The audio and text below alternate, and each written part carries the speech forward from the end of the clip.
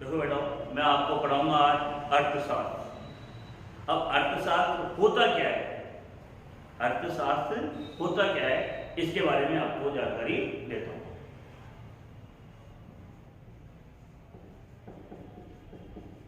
अर्थशास्त्र, अब देखो सबसे पहले तो ये पता होना चाहिए अपने को कि अर्थशास्त्र है क्या, इसका अर्थ होता क्या है, इसकी परिभाषा क्या है। तो देखो, अर्थशास्त्र तब से चला आ रहा है जब से मानव समझदार हुआ है। तो अब किसी ने उल्टा मानव कब से समझदार हुआ है, तो जब से मानव में तेरे मेरे की भावना आई है तभी से अर्थशास्त्र चला रहा है। एक्यूरेट इसके बारे में कोई ये नहीं बता सकता कि अर्थशास्त्र उस सन से आया। हाँ, ये जरूर माना गया है कि अर्थशास्त्र के जो जनक है वो एडम स्मिथ को बताया गया। क्यों? आधुनिक अर्थशास्त्र दुनिया में तभी से आया जब से समझना एडम स्मिथ ने अपनी बुक प्रकाशित। तो देखो, मैं आपको बताता हूँ अर्थशास्त्र का अर्थ। सबसे पहले तो अर्थ जमा करो, क्योंकि कोई भी आपसे पूछेगा क्या पढ़ गया है तो आप ये कहोगे कि अर्थशास्त्र पढ़ गया है। तो आपसे ये पूछेगा भाई होता क्या है ये अर्थशास्त्र, तो समझो। अर्थ मतलब होता है धन और शास्त्र मतलब होता है अध्ययन। तो इसका मतलब क्या हुआ? धन का अध्ययन अर्थशास्त्र कहलाता है। धन का अध्ययन ही अर्थशास्त्र कहलाता है। अब ये तो हो गया आपके अर्थ। अब ये दिखता है कि इसकी परिभाषा होती क्या है। तो देखो, अर्थशास्त्र की जो परिभाषाएं हैं वो असंख्य है। जब से अर्थशास्त्र चला रहा है तब से नई नई परिभाषाएं बनती जा रही है। इसलिए इसकी परिभाषाओं को 5 भागों में बांट दिया गया। इसलिए अर्थशास्त्र की परिभाषा को कितने भागों में बांट दिया? 5 भागों में बांट दिया। अब 5 भाग में जो सबसे पहला भाग था वो था धन प्रधान। धन प्रधान ये था जो सबसे पहला भाग था, वो था धन प्रधान। तो इसका अर्थ हुआ ऐसा शास्त्र जिसमें धन का अध्ययन किया जाता है अर्थशास्त्र कहलाता है। ये इसकी सबसे अच्छी परिभाषा और सबसे पहली परिभाषा बनी। बाद में माना कि इसमें कई कमियां निकाल दी गई, नई नई परिभाषाएं बनी, लेकिन सबसे पहली जो परिभाषा बनी वो थी धन प्रधान। तो ऐसा शास्त्र जिसमें धन का अध्ययन किया जाता है अर्थशास्त्र कहलाता है। अब इस परिभाषा को कोई भी गलत नहीं सिद्ध कर सकता। क्यों? ये जो परिभाषा दी थी ये दिए एडम स्मिथ ने। और एडम स्मिथ कौन है? अर्थशास्त्र के जनक। अर्थशास्त्र के जनक एडम स्मिथ को माना गया। तो ये हुआ अपने पास अर्थशास्त्र का अर्थ और परिभाषा। अर्थ तो हो गया धन का अध्ययन अर्थशास्त्र कहलाता है, और परिभाषा हो गई ऐसा शास्त्र जिसमें धन का अध्ययन किया जाता है अर्थशास्त्र कहलाता है। ये तो हो गया अपने अर्थशास्त्र का अर्थ और परिभाषा। अब ये आता है, इसमें आपने सुना होगा जब अर्थशास्त्र जो किताब के ऊपर लिखा होता है वही होता है अर्थशास्त्र। अब आपने देखा होगा पीछे किताब के आगे और पीछे किसी किताबों पे देखना आप लोग लिखा होता है कीमत और किसी पे लिखा होता है मूल्य। ये दोनों एक दूसरे के पर्यायवाची हैं, लेकिन अर्थशास्त्र में कीमत और मूल्य दोनों में अंतर है। अर्थशास्त्र में कीमत और मूल्य दोनों में अंतर है। अब क्या अंतर है भाई? आप लोग तो क्या जानते हो भाई, कीमत और मूल्य दोनों एक ही, लेकिन दोनों में अंतर है। कैसे अंतर है ये? कि पहले के जमाने में चला करता था मूल्य और अभी चलती है कीमत। अब पहले के जमाने में मूल्य कैसे चलता था कि जैसे वस्तु के बदले वस्तु का लेन देन, वो कहलाता है मूल्य। जैसे एक व्यक्ति ने अनाज को उगा लिया, एक ने चावल उगा लिए। अब अनाज दे दिए, चावल दे दिए। जिसके पास अनाज था वो अनाज भी हो गया, चावल भी हो गए। अब थोड़े बहुत अनाज दे दिया, कपड़े ले लिए, अनाज दे दिया और सब्जी ले ली। इस तरह जो लेन देन होता था वस्तु में वस्तु का, वो तो कहलाता है मूल्य। और अभी के जमाने में चलती है कीमत। वो कैसे? भाई आप क्या होता है, अब वस्तुएं असंख्य हो गई, असंख्य वस्तुओं का लेन देन नहीं हो सकता। और कुछ वस्तुएं ऐसी भी होती है जिन्हें बांटा नहीं जा सकता, जैसे किसी के पास भैंस है, गाय। अब एक गाय का मूल्य है 20 बोरी गेहूं के बराबर, तो 20 बोरी गेहूं लेगा, या तो उसे तो चाहिए 1 बोरी गेहूं, 1 जोड़ी कपड़े, थोड़ी बहुत सब्जी और बहुत कुछ। तो वो क्या करता है, गेहूं गाय को बेच देता है 20,000 रुपए में, और 20,000 रुपए के टुकड़े हो सकते हैं। तो अब चलती है कीमत, अब चलती है कीमत। तो जैसे मान लो इस पेन की कीमत 25 रुपए, तो ये तो गिराएगी कीमत। अगर मेरे को इस पेन के बदले आप मुझे अपना रजिस्टर दे दो, तो इस पेन का मूल्य गिराएगा, उसके बराबर हो गया, उसके बराबर हो गया। ये हमने निश्चित कर लिया, मेरी रिक्वायरमेंट है, मेरी डिमांड है, उसके अकॉर्डिंग मैंने उसकी मूल्य निश्चित कर दिया। और कीमत होता है जो पहले से निश्चित कर रखा है कंपटीशन, मुद्रा के रूप में। मुद्रा के रूप में। अगर किसी वस्तु को मुद्रा में मापा जाए तो कहलाती है कीमत, और किसी वस्तु को वस्तु में मापा जाए वो कहलाता है मूल्य।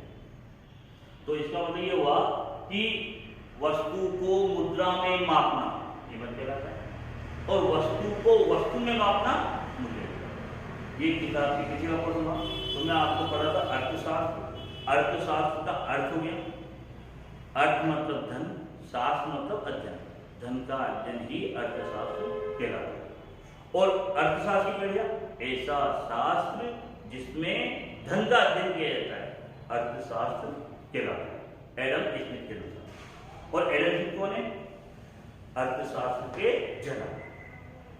तो यदि हो गया कीमत और मूल्य के, आपको समझ में आएगा मूल्य क्या होता है? वस्तु के बदले वस्तु को मापना मूल्य कहलाता है, और वस्तु को मुद्रा में मापना कीमत कहलाता है। अब अर्थशास्त्र में 2 शब्द और सीखना जरूरी है, उसके बिना अर्थशास्त्र अधूरी है। वो 2 शब्द हैं मांग व पूर्ति। वो 2 शब्द हैं मांग व पूर्ति।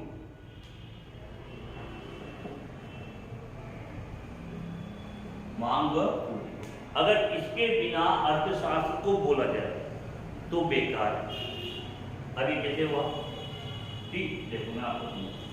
साधारण शब्दों में व्यक्ति क्या सोचता है कि मांग क्या है? आपने 10 वस्तुएं मांगी तो मांग हो गई। कचौरी वाले के पास गए, 10 कचौरियां मांगी आपने तो मांग हो गई, जबकि गलत है। मांग और पूर्ति को बताने के लिए इन दोनों को हमेशा कीमत से जोड़ना पड़ेगा। कीमत, अगर बिना कीमत के आपने मांग और पूर्ति बोल दिया तो सोच लेना उसका कोई अर्थ नहीं निकला। जैसे कोई दुकानदार के पास गए, उससे पूछा आपने कि आपके कितनी कचौरी की मांग है, वो कहता है 1000 कचौरी की मांग है। वो ये कहेगा 1000 कचौरी की मांग है, लेकिन देखा जाए तो गलत है। वो 1000 कचौरी को मैं 1,00,000 कचौरी में बदल सकता हूँ, और 1 कचौरी में भी बदल सकता हूँ। कैसे? उसकी कीमत थी 10 रुपये और वो 1000 कचौरी बेचता। अगर उसकी कीमत आप 100 रुपये कर दो तो वो दिन भर में 100 कचौरी बिकेगी, डिमांड कम हो जाएगी, 100 बिकेगी। अगर आप 10 रुपये की कचौरी है, उसकी कीमत आप 5 कर दे तो 5 रुपये कर दो तो ये 5000 कचौरी बिक जाएगी। और मैं तो ये कहता हूँ 1 रुपये कीमत कर दो तो 1,00,000 कचौरी बिक जाएगी। 1,00,000 कचौरी बिक जाएगी। तो इसका मतलब क्या हुआ? मांग का संबंध किससे हुआ? कीमत। मांग का संबंध हुआ कीमत। ऐसे ही पूर्ति का संबंध भी कीमत से होता है। सर मांग की कीमत भी तो कभी कभी चेंज हो जाती है ना। जैसे किसी चीज की शॉर्टेज आ गई, हाँ, 100 पीस हैं, रेट तो कम है पर 100 पीस हैं और लेने वाले आ गए कितने, 200 बंदे आ गए, तो उस कंडीशन में चेंज हो जाएगी कीमत। कीमत ज्यादा बढ़ जाएगी, वो मांग बढ़ जाएगी। मांग बढ़ गई तो कीमत बढ़ सकती है, मांग बढ़ेगी तो कीमत बढ़ेगी। यानी ये एक दूसरे से डिपेंडेंट है, एक दूसरे पे आधारित है। और डिपेंडेंट भी ऐसे कि अगर मांग की तरफ से कीमत को बोला जाए तो अलग अर्थ निकल सकता है, और कीमत की तरफ से मांग को बोला जाए तो अलग अर्थ निकलेगा। अभी अपन ने जो देखा वो कीमत से मांग देख रहे थे, कीमत से मांग, क्योंकि और कीमत कितनी है, मांग इतनी है। मांग इतनी है। अगर बिना कीमत के अगर मांग को बोलोगे ना तो कोई अर्थ नहीं बोलेगा, कोई अर्थ नहीं निकलेगा। अगर आपने उल्टा बोल दिया कीमत से तो अपन ने देखा सर, मांग से अगर अपन कीमत देखते हैं तो नंबर ऑफ क्वांटिटी और नंबर ऑफ वो देखना पड़ेगा डिमांड। अब क्या हुआ, जैसे मान लो आपने मांग से देखा कि मांग बढ़ गई तो कीमत बढ़ जाएगी, मांग बढ़ गई तो कीमत बढ़ जाएगी, ये दोनों बढ़ना हो गया। लेकिन अगर कीमत से देखें, हाँ, कीमत से देखें, कीमत बढ़ गई तो मांग घट जाएगी, हो गया आपको ये संबंध। मतलब अगर मांग से आप कीमत को देखोगे तो अर्थ अलग होगा, और अगर कीमत से मांग को देखोगे तो अर्थ अलग होगा। इसीलिए ठेले वालों को प्राइस लिखनी चाहिए। पहले प्राइस जैसे लिखनी चाहिए। प्राइस लिख देंगे तो हमारे प्रोडक्ट को जो लेने वाला है, जैसे मेरे को लेना है 10 रुपए की चीज होनी चाहिए, मेरी जेब में तो 10 ही है, तो मैं वहां रुक जाऊंगा। और मेरी जेब में पैसा ज्यादा है तो मैं उस जगह नहीं रुकूंगा कि मैं बेकार या 100 रुपए वाली खाएंगे, वो वाली तो उससे प्रोडक्ट ज्यादा भी बिक सकता है। बस वो वाली बात। प्राइस मेंशन करें। लेकिन हमेशा कीमत को पहले लिखा जाता है और कीमत से ही मांग को जोड़ा जाता है।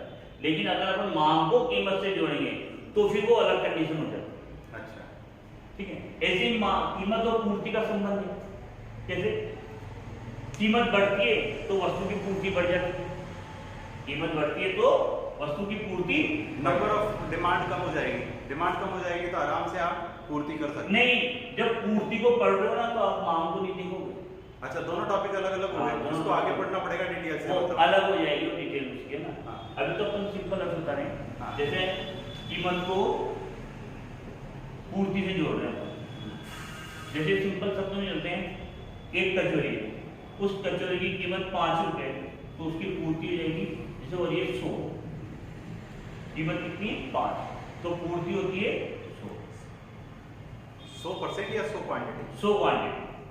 अगर मान लो कीमत बढ़ के 7 रुपए हो जाए तो पूर्ति बढ़ के 200 जाएगी। क्यों, ऐसा क्यों हुआ?